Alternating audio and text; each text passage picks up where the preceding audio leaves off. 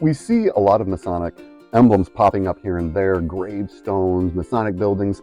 Some people will even see Masonic emblems in the city plans of certain cities. For example, probably the best known is Washington, D.C. Washington, D.C. gets the credit of having Masonic emblems within it.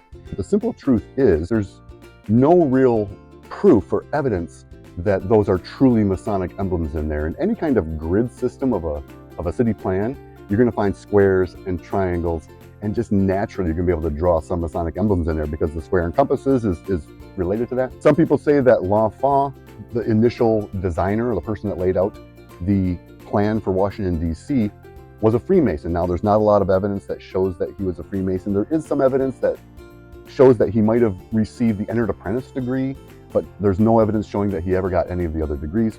And anybody else that had anything to do with the planning of the city, whether it be George Washington, who asked L'Enfant to design it, he was a Freemason, but there's no proof that George Washington had any input on that. Thomas Jefferson was not a Freemason, and Thomas Jefferson had some opportunities to do that as well. Andrew Ellicott was a person that had his hands on doing the Washington, D.C. design, was not a Freemason. There's no proof that he was a Freemason. So it might be an example of wishful thinking that there's Masonic emblems within the street plans of Washington, D.C. Those might be a little bit more romanticized than even some Freemasons would like to believe.